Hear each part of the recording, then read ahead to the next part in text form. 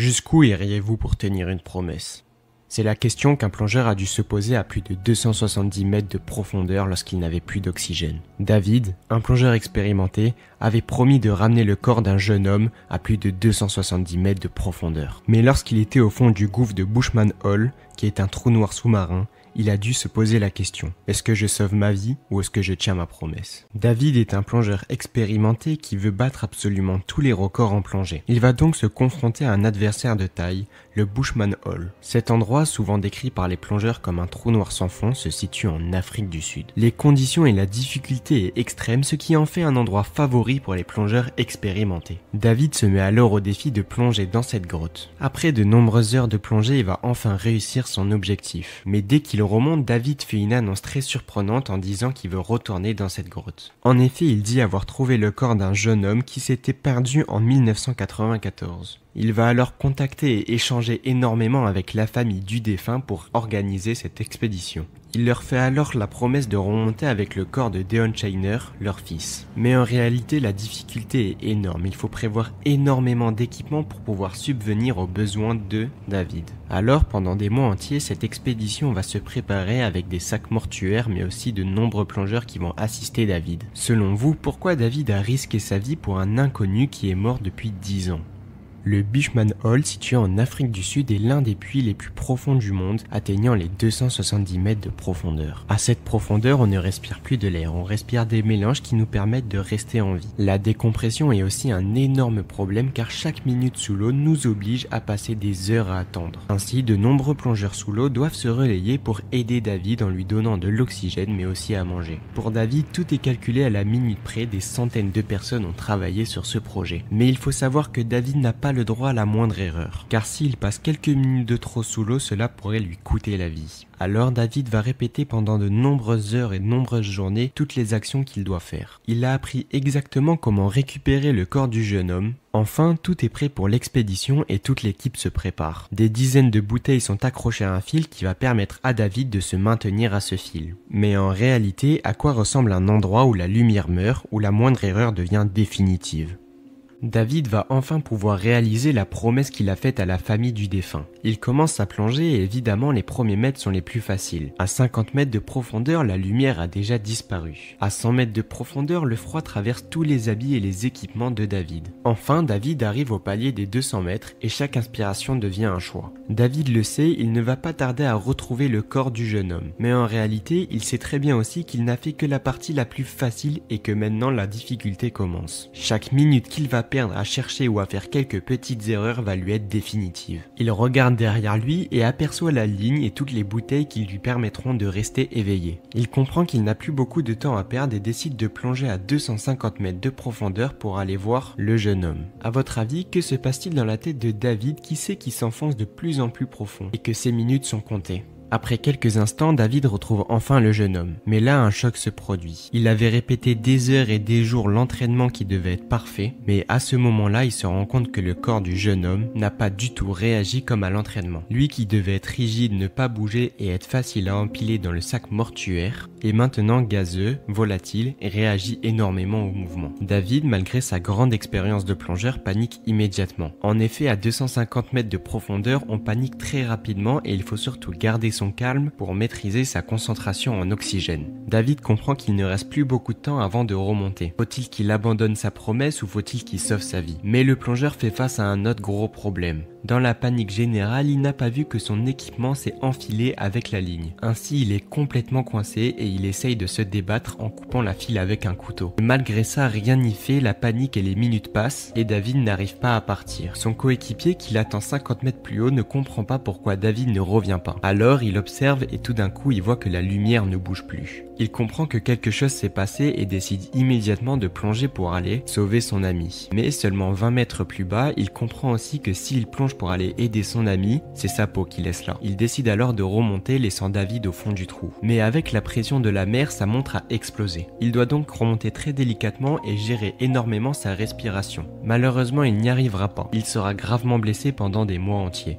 Et si au moment où vous tentez de sauver un autre, c'était vous qui tombiez dans le piège. Pendant ce temps, David est toujours sous l'eau et essaye de se débattre pour sauver sa vie. Mais lorsqu'on est à plus de 270 mètres de profondeur, notre esprit n'est pas clair et nous faisons de grandes erreurs. Ainsi, David va essayer de résister, mais son recycleur va s'enfiler sur un fil, son ordinateur clignote, lui rappelant qu'il doit très rapidement remonter à la surface. Peu à peu, c'est sa lampe qui va perdre de la batterie et s'éteindre. David, qui voulait tant tenir sa promesse, a fini par succomber lui-même. Dans un dernier espoir et une dernière folie, il va réussir à s'attacher à la sangle principale et aussi également à attacher le corps du jeune homme. On peut alors se demander combien de temps un homme peut-il lutter quand son corps et son esprit et l'eau conspirent contre lui-même. Lorsque David remonte, il décrit à tout le monde ce qu'il s'est passé et tout le monde comprend que David ne remontera plus jamais. L'ami de David est rapidement conduit à l'hôpital pour être soigné de tous ses troubles. Puis, quelques jours plus tard, 2 plongeurs sont envoyés dans le Bushman Hall pour aller récupérer les fils et les bouteilles d'oxygène.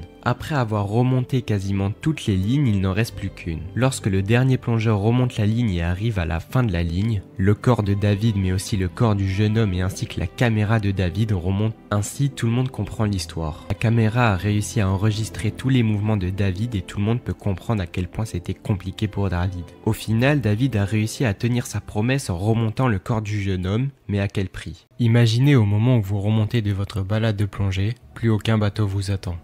Vous serez sûrement très rapidement pris de panique et vous allez sûrement dériver pendant des heures et vous perdre dans l'océan. C'est l'histoire qui est arrivée à Carlock où après plusieurs heures de balade sous l'eau, il s'est rendu compte qu'aucun bateau ne l'attendait. Alors selon vous, est-ce qu'un plongeur peut survivre pendant de nombreuses heures dans l'océan? Car en effet, il y a de nombreux dangers dans l'océan comme notamment le courant ou encore les vagues. Le dimanche 25 avril à 2004, au large de Newport à Long Beach, le Sundiver qui est un petit bateau embarque une vingtaine de plongeurs pour une dérivante près d'une plateforme pétrolière. Cette plateforme pétrolière est réputée pour avoir de très beaux spots et de très beaux paysages. Dan Carlock, un ingénieur de 45 ans, décide d'aller faire une plongée. Comme il a déjà un niveau assez expérimenté, il décide de plonger seul. L'eau est environ à 16 degrés et les conditions sont idéales. Dan reste un petit moment sur le bateau le temps que les premières descentes de plongée s'organisent. La plupart des 20 plongeurs ont décidé de prendre une plongée de groupe, mais ce n'est pas le cas pour Dan qui a décidé de plonger tout seul. Alors, vers 11h, il décide enfin d'entamer sa descente. C'est alors qu'à 25 mètres de profondeur, il rencontre un premier problème.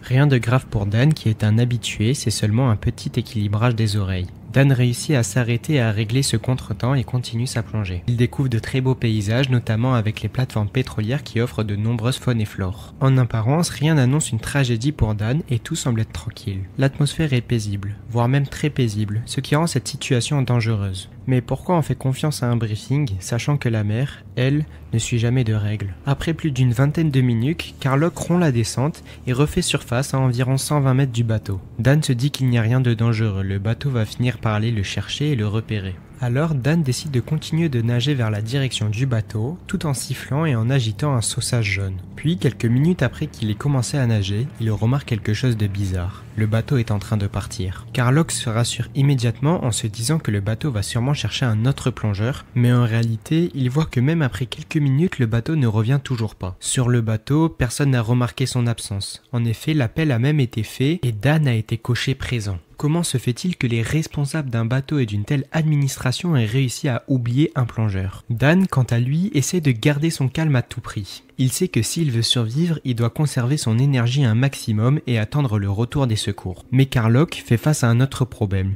Il n'est plus le maître de ses mouvements. C'est la mer et le courant qui sont maîtres de ses mouvements. Le bateau, quant à lui, repart sur un autre site de plongée et personne ne remarque l'absence de Dan. Carlock comprend enfin qu'il n'est seul et qu'il ne va pas seulement devoir rester quelques minutes sous l'eau, mais bien des heures entières. Alors, il établit une stratégie car il a fait des réflexes de Boy Scout et pense méthodiquement. Il décide de noter l'heure, mais aussi de prendre des photos de lui, au cas où, preuve qu'il a bien fait surface vivant. La mer, quant à elle, est assez fraîche, 16 degrés, et le clapot casse les repères. La brume joue avec les distances. La mer n'est vraiment pas favorable à Dan. Le plongeur essaye de rester rationnel et essaye d'activer tous les repères qu'il peut activer. Il lève donc les bras, continue à siffler avec une bouée tendue et un sauçage jaune qui va permettre de le repérer plus facilement. Mais en réalité, Dan est effondré. Il sait très bien qu'il va devoir rester des heures sous l'eau et que ses chances de survie sont très faibles. Alors Dan commence à prier mais aussi essaie de regarder un maximum autour de lui pour voir s'il n'y a pas un bateau qui est en train de passer. Carlock essaye tout de même de rester assez proche de la plateforme pétrolière, mais le courant l'en empêche grandement. Carlock doit alors se poser une question.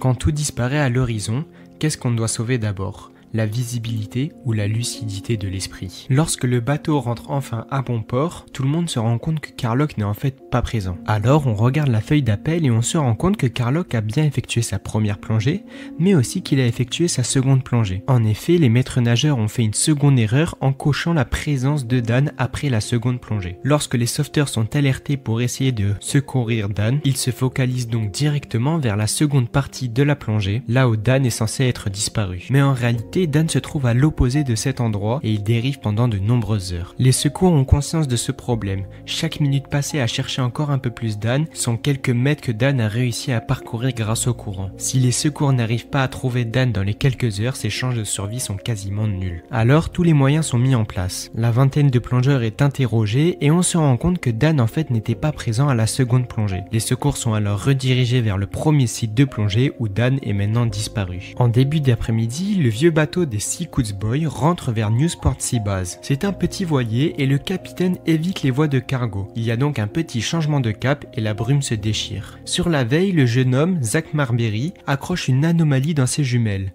Un plongeur agite quelque chose. En réalité, Zach essayait de chercher directement ce plongeur car il avait entendu un signal à la radio qui permettait à tous les bateaux de faire une recherche de ce plongeur. Lorsque Zach aperçoit donc une bouée jaune, il contacte directement son capitaine et décide de faire une petite manœuvre. Après quelques minutes, Zach réussit enfin à hisser Carlock qui est épuisant, conscient et vivant, après quelques heures à dériver. Le capitaine du bateau prévient immédiatement les secours qui sont étonnés de voir que Carlock a dérivé aussi loin de la map prévue. Ce n'est pas la recherche officielle qui l'a trouvé, mais un regard perché au bon endroit, au bon instant, depuis un bateau qui n'est pas censé passer par là. La mer l'avait rendu invisible, un scout l'a remis à l'œil nu. L'enquête révèle alors une chaîne d'erreurs. Après la première plongée, un dive masher cause présent, à côté du nom de Carlock. Le bateau part vers un second site. Plus tard, il sera recoché comme s'il avait fait une seconde immersion, alors qu'il dérivait toujours au premier. Il faudra plus de 3 heures pour que l'absence soit remarquée et que le Coast Guard soit alerté, qui partira logiquement au mauvais endroit. Côté autorité, le propriétaire du charter, Ray Ernst, est mis en cause pour ses négligences.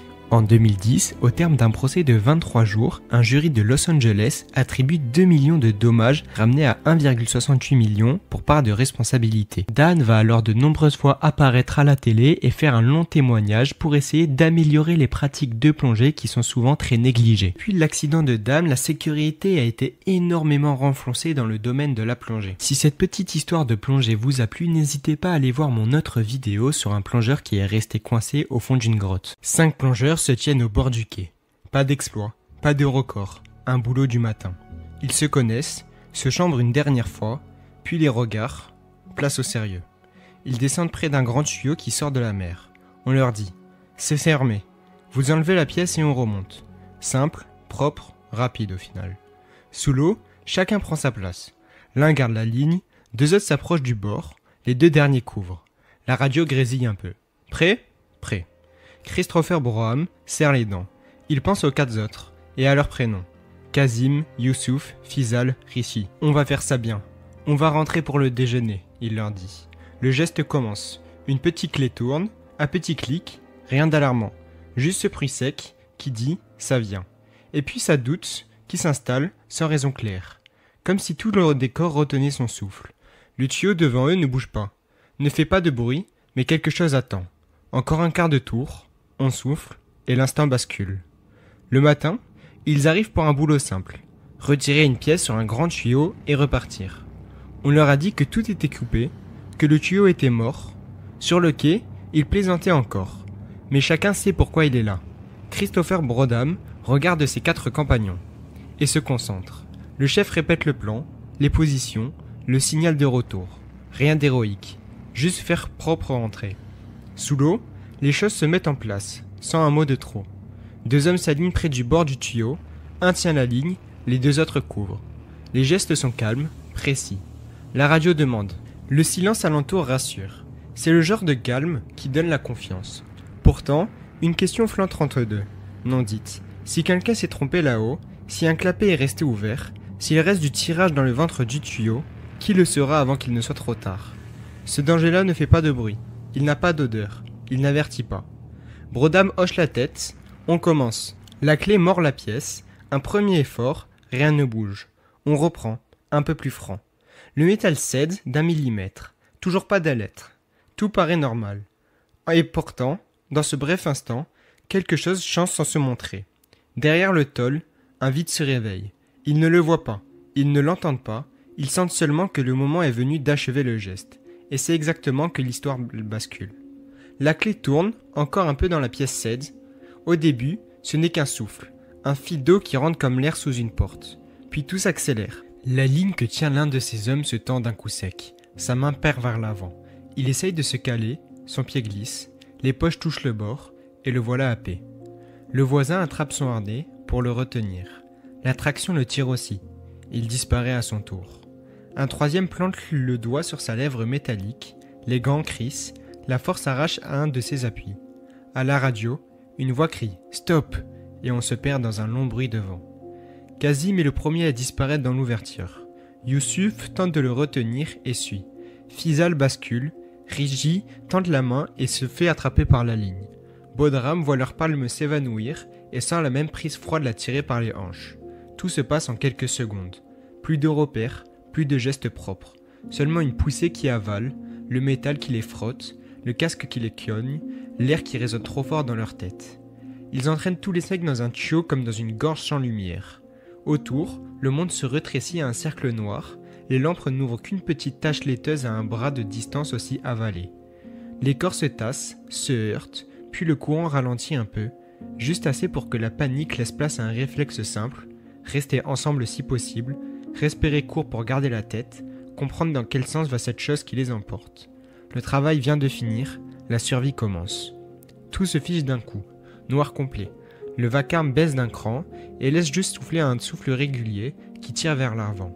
Les 5 se retrouvent serrés contre la tôle. On s'appelle par les prénoms, on répond par une voix courte, histoire de vérifier que chacun tient encore. Une main trouve une épaule, un autre a un poignet. Ça suffit pour calmer la panique. Ils sont vivants, ensemble. Ils comprennent vite qu'il n'y a plus de repères visuels. Alors ils passent à la plus simple, toucher, rythme, petits signaux, 2 coups légers sur le métal pour dire « j'avance », 3 pour dire « j'ai reçu ». Pas besoin de parler fort, le tube renvoie tout. Bodram a mal à un bras, mais il garde la tête froide. Il choisit la paroi et rampe lentement, le corps de biais pour ne pas gêner les autres. Le groupe suit au contact, à un souffle distant. Le tube n'est pas lisse partout. Par endroits, il y a des bosses, des jonctions, des rebords minuscules où poser la pomme et gagner un demi-mètre. Quand ils lâchent tout, la traction les entraîne dans un sens. Quand ils se plaquent, ils peuvent retenir. Ils testent les 2 directions, l'une résiste et les repousse, l'autre les accepte sans les arracher. Ils prennent celle-là. Objectif simple, avancer sans se perdre. Le temps s'allonge, on compte les respirations pour garder le rythme, on économise chaque geste. Par moments, l'eau pousse plus fort, puis retombe, comme si le tuyau changeait de ventre. Ils s'arrêtent, se resserrent, repartent. Personne ne fait un grand discours. On s'encourage d'un mot, d'une pression de main. La peur reste là, mais elle ne commande plus. Ce qui commande, c'est la routine qu'ils se sont donnée. Avancer un peu, s'annoncer, attendre la réponse, recommencer. Le groupe s'étire dans le noir et finit par se décrocher. Les réponses aux petits coups de paroi s'éloignent, puis reviennent, puis s'éloignent encore. Bodram sent que le courant le pousse moins dès qu'il s'aplatit, alors il rampe de travers, épaules contre l'acier, genoux qui accrochent juste assez pour gagner un demi-mètre à chaque souffle. Son bras lui fait mal, mais il l'interdit d'y penser. Il avance, attend, frappe 2 fois, écoute les 3 coups en retour. Tant qu'il les entend, il continue. Le son change, moins serré, comme si le tuyau s'ouvrait quelque part devant. L'air circule un peu plus autour de son casque. Sous la main, une petite poitrine, puis les hanches, et retombe de l'autre côté, dans un espace un peu plus large. Il s'arrête net pour ne pas repartir en arrière, tend la main dans le vide, trouve une lèvre plus haute. Il ne tient pas à 2 moins, bloque une jambe et pousse. Ça passe. Plus loin, quelque chose cogne au-dessus. Pas de l'eau. Choc sec, comme un outil sur du métal. Il répond avec le poing, régulier, pour qu'on le situe. Le bruit revient, plus proche. Une raie de lumière contre l'obscurité, fine comme un couteau. Bodram toute la net, cligne, frappe encore. La lumière bouge. Une corde racle le bord et descend à l'aveugle. Il l'attrape, la cale sous l'aisselle, crie son nom, ou peut-être juste un son. Des mains arrivent, l'attrapent par le poignet, puis par l'avant-droit. On tire, il glisse contre le bord, accroche le métal avec la botte, pousse. D'un coup, l'eau quitte son visage, et le monde se met à résonner autrement. Un volume sec, des voix courtes, des pas qui s'approchent. On le pose sur une grille, quelqu'un lui met une couverture, quelqu'un d'autre lui garde la tête. Il respire vite, puis plus lentement. Il dit les prénoms, il les répète, il veut qu'on le sache qu'ils sont toujours là-dedans. On hisse Bodram grelottant, les lèvres bleues, il répète les prénoms, insiste, ils sont dedans. Deux plongeurs veulent replonger tout de suite. On les arrête. Attendez l'autorisation. Les téléphones s'enchaînent, les phrases se vident, on consulte, on coordonne. Une grille tente quelque chose, le câble tend, claque, on recule. Plus personne n'ose décider. Les familles arrivent au portail, demandent simplement « Qu'est-ce que vous faites maintenant ?» On répond par des mots ronds qui ne rassurent personne. Le soleil monte, la chaleur colle, le temps s'allonge. Bodram, assis sur une couverture, répète encore que leurs prénoms ne sont pas laissés partir. Des bateaux tracent, des lignes larges comme sur un damier. À terre, on scotche sur une carte une table, on dessine des rectangles au marqueur, on annonce des secteurs. Un hélico tourne au loin. Son projecteur balaye une bande d'eau qui n'a rien à voir avec l'endroit où Bodram est sorti. Sur le quai, les familles fixent l'ouverture du tuyau, à quelques mètres. Un plongeur dit qu'il a cru entendre des coups là-bas, plus tôt. Personne ne bouge. Les messages à la radio répètent la même phrase, rien vu, on élargit. On emplit les cases, on change d'angle, on ajoute des bouées. Tout s'agite, mais pas là où ça compte. Devant la bouche sombre, l'eau clapote, indifférente, et la journée s'use à chercher ailleurs. Les jours passent, et le quai ne se vide pas. Les familles reviennent chaque matin, posent des chaises pliantes, murmurent les prénoms. Un matin, la rumeur court sans élever la voix, des équipes travaillent là, au plus près. On ne regarde plus le plus large, on fixe l'ouverture. Le premier corps sort, personne ne crie. On se pousse pour laisser passer, on couvre plus soigneusement que d'habitude. Les prénoms se disent à voix basse, un par un, puis un deuxième, puis un troisième. Les gestes sont lents, appliqués comme si chaque mouvement devait du respect. Le dernier sera retrouvé plus tard, avec la même retenue. Sur le quai, on ne discute plus d'horaire ni de plan. On tient des mains, on embrasse des fronts, on s'écarte pour les familles. Bodram reste assis, une couverture sur les épaules. Il ne parle presque pas. Il regarde l'eau, longtemps. Le soir, des bougies s'allument. Des photos sont scotchées sur un carton. On raconte une blague que Kazim aimait, un souvenir que Youssouf avait de la patience de Fizal, la France tranquille de Richie. Les fourgons s'éloignent sans sirène, le quai redevient silencieux. Il rentre enfin, mais pas comme prévu. Deux pointures courent de la plongée en grotte. Parker Turner et Bill Clavin avancent dans Indian Spring, en Floride. Soudain, un effondrement. Le plafond cède. Sable et blocs ferment la sortie. Zéro visibilité. Turner dégage un passage, fait sortir Gavin, puis reste piégé et meurt, à quelques minutes d'air près. Des années plus tard, des travaux évoquent une cause possible. L'amas de bulles et la pression locale qui auraient fragilisé la voûte avant la chute. Automne 1991, Floride. Le soleil tombe derrière les pins. L'eau claire d'Indian Spring ressemble à un miroir. Parker Turner et Bill Clavin s'équipent sans un bruit. Pas besoin de se parler longtemps. Ils plongent ensemble depuis des années. Chacun connaît le rythme de l'autre, ses manies, ses silences. Un regard, un hochement de tête, la petite tape sur l'épaule qui veut dire « je suis avec toi ». Avant d'entrer dans l'eau, ils se promettent ce que tous les binômes se promettent, mais qu'on dit rarement à haute voix. On sort ensemble. Leur plan est simple, dans sa forme est dure et dans la réalité. Suivre la grande galerie, passer un coude, pousser un peu plus loin que la fois précédente, puis revenir. Ils ont étudié les trajectoires, mémorisé les repères, imaginé la journée seconde par seconde. Pas d'égo ici, juste deux amis qui aiment cet endroit et qui savent le respecter. L'entrée avale la lumière du jour, la forêt s'efface. Il ne reste que le faisceau des lampes, la roche blanche, le fil du chemin et ce calme épais que l'on trouve que sous la terre. Le monde de surface se tait. Eux deux avancent, l'un un peu devant l'autre. Le genre de duo qui fait oublier le mot danger, parce qu'on se sent deux fois plus solide à deux. Il progresse comme on lit une carte connue. Un couloir haut, une voûte qui descend, un virage qui serre un peu. Rien d'inhabituel. Tout est rangé, propre, logique. La respiration est lente, régulière. Parker se retourne de temps en temps, éclaire Bill, lui fait le signe « OK » et Bill répond avec la main « OK ». Cette routine rassure. Elle pose une ligne invisible entre eux, plus forte que la pierre. S'ils peuvent aller plus loin aujourd'hui, c'est parce qu'ils ont ça, la confiance et l'accord simple de s'arrêter au premier doute.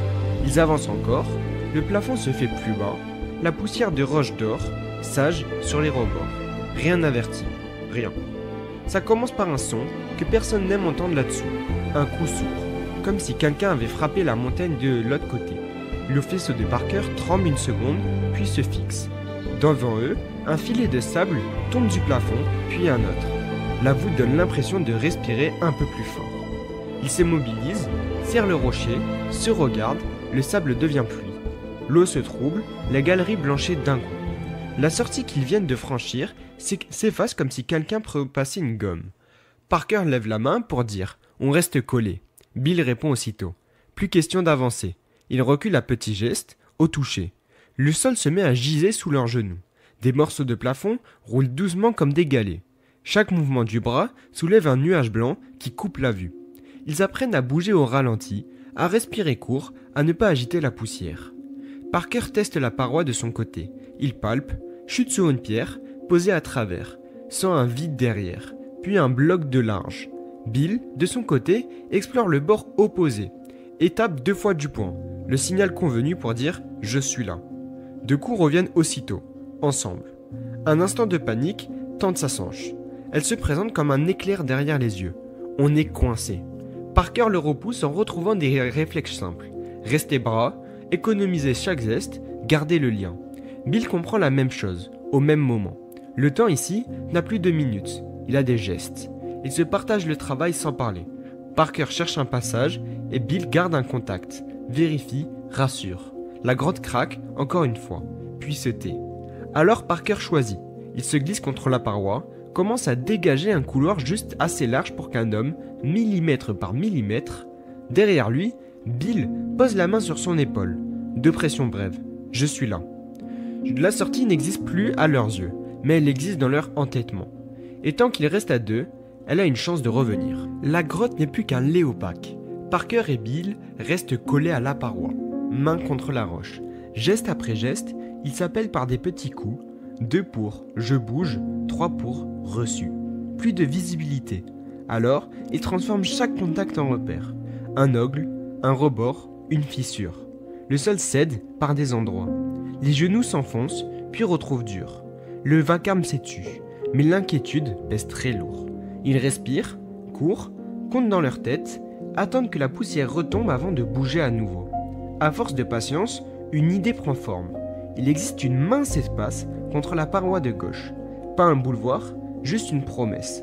Parker se plaque dans ce mince espace et commence à élargir, centimètre par centimètre, en tirant les pierres qui roulent. Bill garde une main sur son épaule. Présence, appui, je suis là. Le passage accepte d'abord un bras, puis une épaule. Quand enfin il est juste assez large, Parker retourne vers Bill et le guide dedans, lentement. Bill se tortille, passe, s'arrache au couloir étouffé. De l'autre côté, il se retourne pour tirer Parker à son tour. Parker répond par une pression de main. Va, il sait qu'il a déjà donné trop d'air au dégagement, qu'il manque de minutes. Bill hésite, comprend, refuse, puis obéit. Il s'éloigne, quelques gestes, le cœur en miettes. Parce que c'est la seule façon de tenir promesse. Parker reste, immobile un instant, puis commence à dégager. La grotte est silencieuse, le temps, lui, ne l'est plus. Bill s'éloigne à contre-cœur. Quelques gestes lents, le cœur en vrac. Derrière lui, Parker reste dans le couloir qu'il a ouvert lui-même, immobile, pour économiser ce qui lui reste. Il écoute. Parfois, la roche craque comme une vieille charpente. Parfois, rien. Il compte ses respirations pour que le temps n'explose pas. 1, 2, pause. Il pose la paume sur la paroi, froide, stable. Il tente encore de tirer une pierre, puis renonce. Le passage qu'il a donné à Bill est passé de juste à suffisant, mais pas pour 2. Alors il s'assoit contre la roche, règle sa respiration, pousse loin la panique, cogne une porte sans bruit. Il pense à la promesse du début. on sort ensemble, et à la manière dont on la tient, parfois en faisant sortir l'autre. De l'autre côté, Bill avance à tâtons, retrouve un filet de clarté, puis un vrai retour de lumière. Il s'arrache à la grotte, hurle des mots qui ne ressemblent à rien, cherche de l'aide. En dessous, Parker ferme les yeux. Le vacarme de la peur a cessé. Il garde seulement un rythme. 1, 2, pause. À la surface, Bill raconte tout, encore et encore, jusqu'à en perdre la voix. Les jours suivants, le site se remplit de silence. Des mains posées sur la clôture, des regards vers l'eau claire, des fleurs au bord du sentier. On parle de Parker comme d'un ami direct, même quand on ne l'a jamais rencontré. Les plongeurs qui passent par Indian Spring s'arrêtent avant l'entrée, laissent un mot, un souvenir, un merci. Pourquoi le plafond a-t-il cédé? Les mots sont simples, la grotte vit. Année après année, l'air et l'eau marquent les pierres. Les bulles peuvent se retrouver coincées sous la voûte, la pression locale change, un point faible grandit sans prévenir. Un jour, ça lâche. Ce n'est pas une excuse, c'est un rappel. Même les plus solides peuvent se faire retrouver au mauvais endroit à la mauvaise seconde. Bill, lui, continue avec une cicatrice qui ne partira pas. Il parle de Parker sans grand discours, juste avec des phrases droites. Il m'a fait sortir. Et c'est ça qu'on retient quand on repasse devant l'île d'Indian Springs. 2 amis, une promesse tenue jusqu'au bout et une grotte qui demande qu'on la respecte davantage le lendemain qu'hier.